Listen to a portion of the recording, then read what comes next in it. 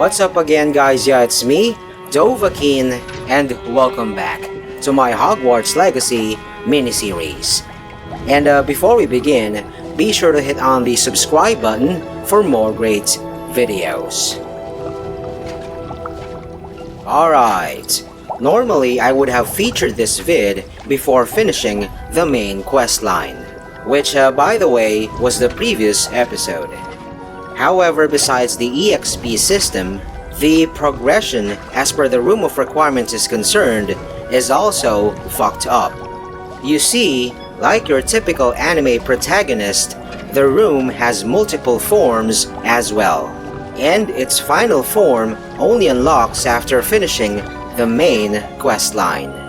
I knew that was the case, so I didn't touch the auxiliary chamber or simply the annex, because all of my premature interior design efforts would have been for naught. So here it is, the moment when the annex undergoes its final transformation.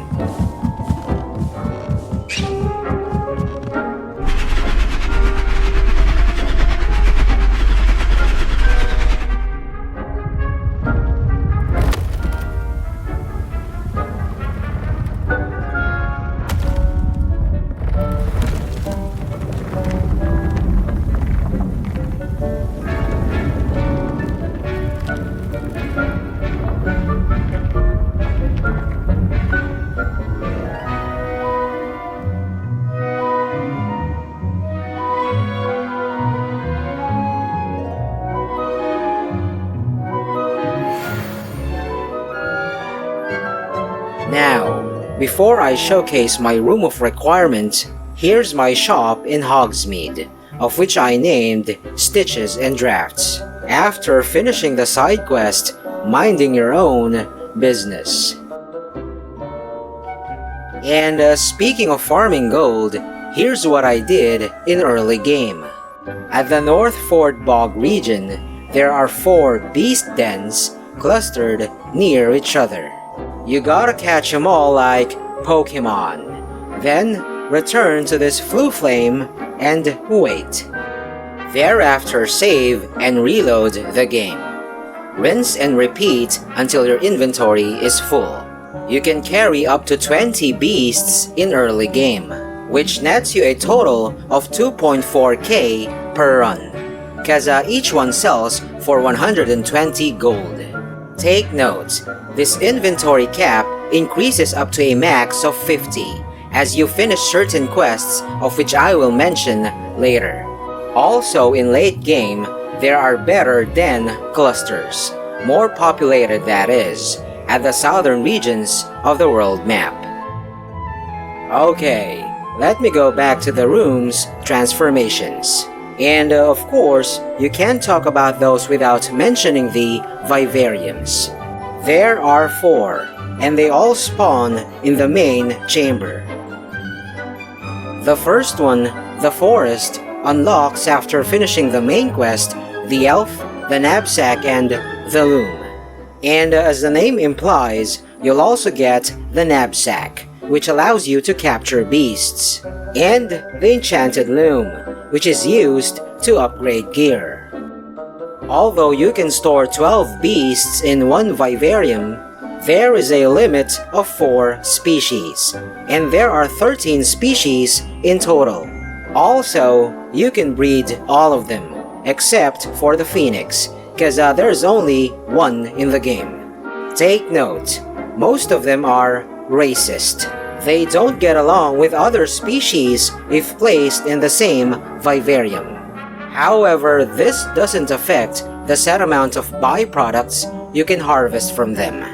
Thus, I've set my Vivariums to house species that don't hate each other, whilst considering their perceived respective natural habitats out in the wild.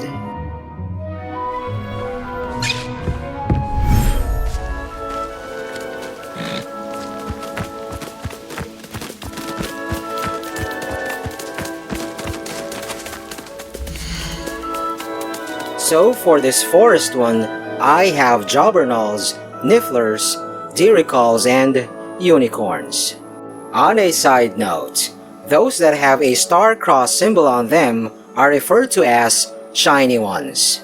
The same concept with Pokemon, as per rarity and altered cosmetics, but without much bearing, because their sell value is the same with the common ones. Alright, let me nurture and harvest my beasts.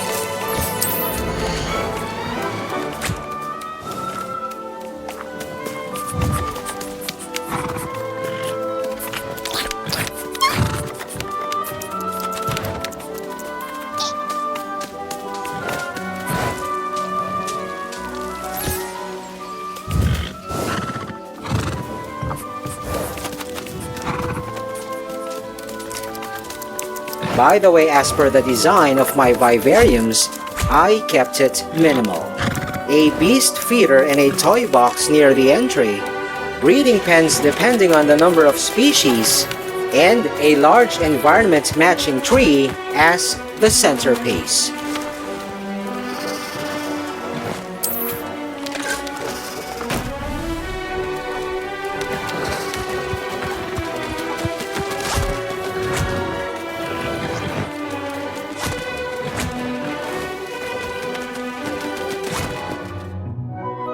Now on the second vivarium, the coastal one.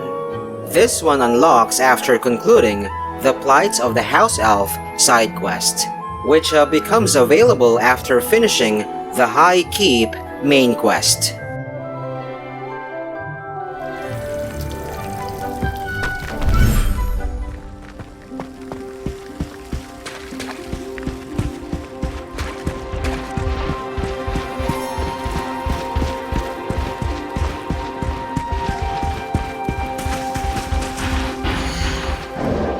Here I have 3 species: Graphorns, Neasels, and Puffskins. As per offspring, as you may have noticed, I only keep 1 per species, preferably the shiny one. Although breeding and thereafter selling offspring is another moneymaker, the clustered den farming method that I mentioned earlier is significantly more efficient, simply because it's quicker, as breeding takes 30 minutes to finish in real time.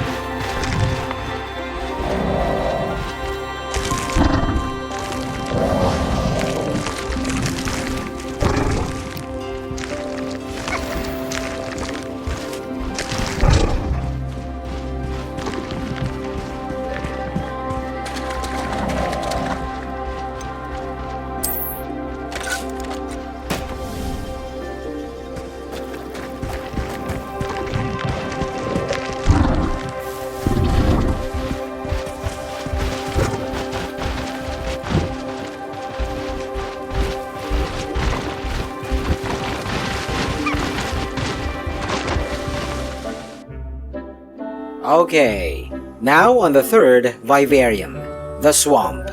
This one unlocks after finishing the Fall of the Dead side quest, which becomes available by completing Charles Rookwood's trial.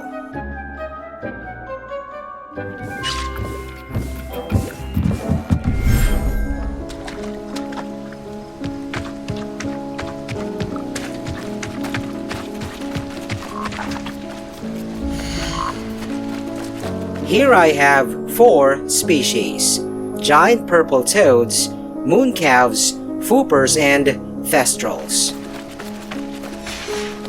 Alright, let me nurture and harvest my beasts.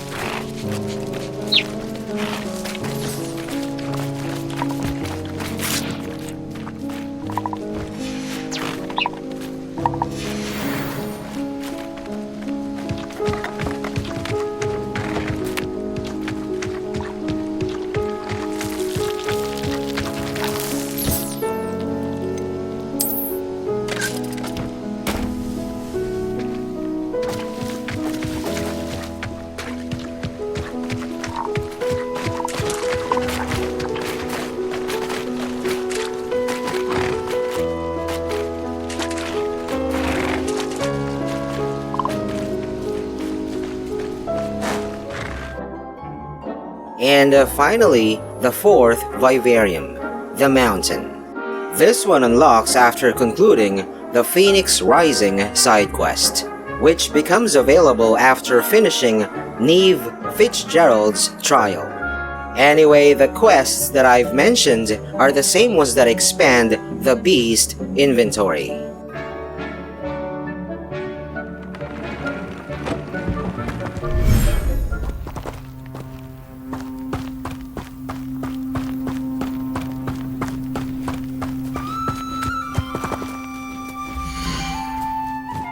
This last Vivarium houses my hippogriffs, and of course, the Phoenix, of which by the way doesn't give you a choice, because it automatically chooses this Vivarium. Again, as I've said earlier, you can't breed it, because there's only one.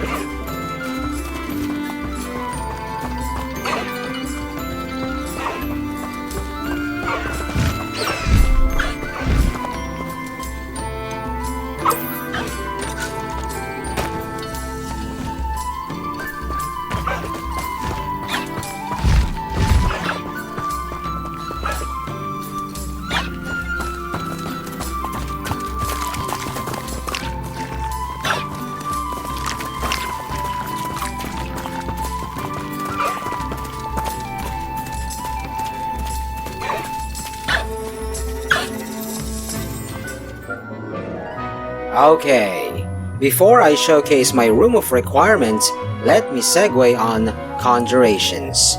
By simple definition, conjurations are items exclusively for the room, such as spellcrafts, decorations, furniture, etc.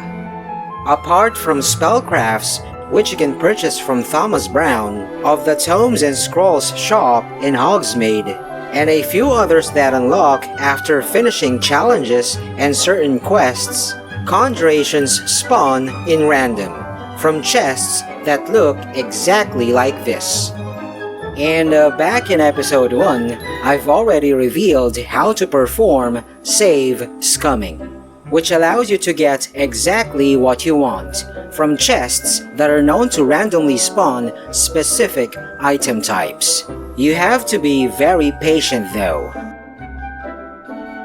By the way, just an FYI, as per the room's architecture and furniture are concerned, there are 4 design motifs, and they somehow correspond to the 4 houses. Scientific is relative to Ravenclaw, botanical is to Hufflepuff, eclectic is to Gryffindor, and gothic correlates to Slytherin. Alright, now to the main chamber of my room of requirement.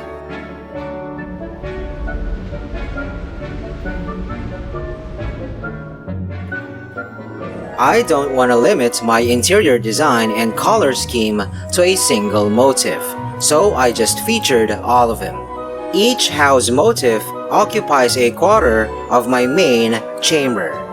However, for central or neutral areas, such as the roof, flooring, hallways, and certain antechambers, I've chosen the Slytherin motif as well, cause obviously my character belongs to that house.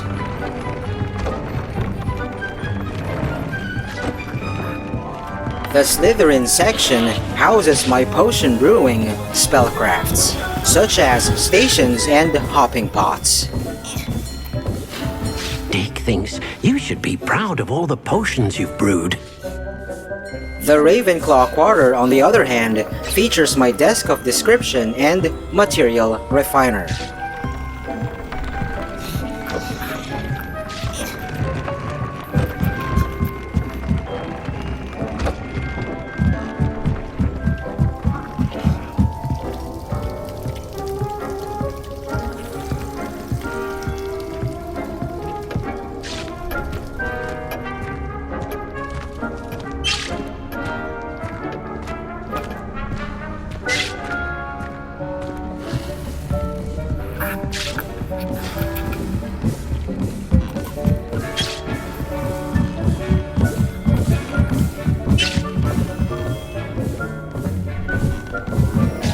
The Hufflepuff section houses my herbology spellcrafts, such as potting tables, chopping stations, and dung composter. And lastly, the Gryffindor quarter features the Enchanted Loom.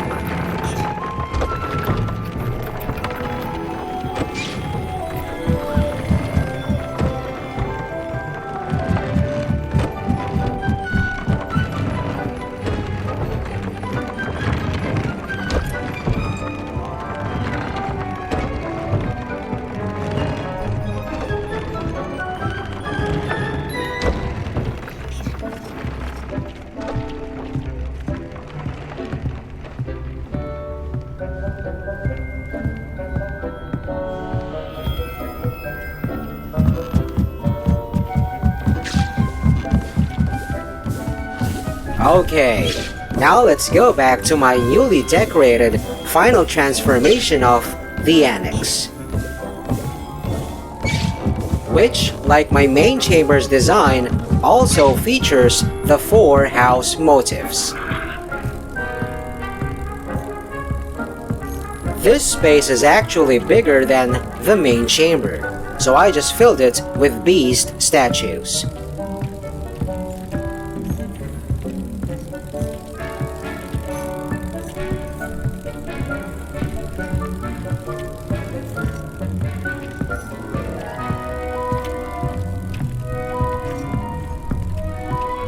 By the way, there aren't any spellcrafts here, because what I have in the main chamber are more than enough. This is a sort of a lounge area, with tabletop games and comfy couches.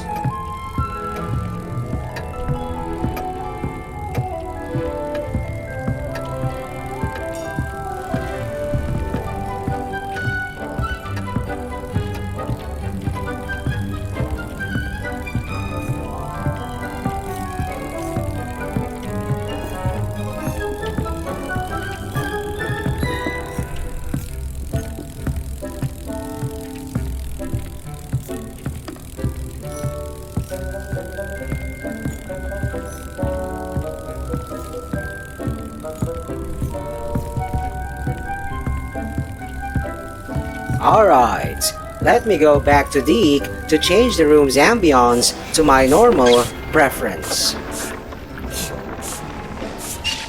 I'd like to ask you about changing the room's ambience. Of course. What sort of overall look most appeals to you?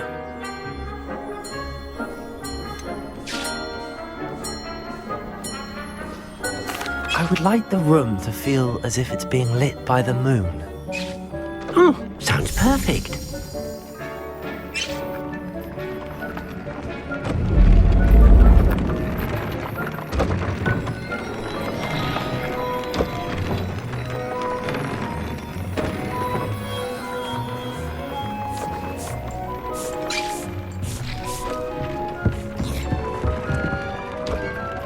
Okay, this concludes my 3-part mini-series on this game. I hope I was able to give you some valuable tips and tricks and inspiration. And that is all there is for now. Thanks for watching. Also, check out other videos from Sabbath Clan Philippines and don't forget to subscribe. See you on my next vid. Peace out, y'all.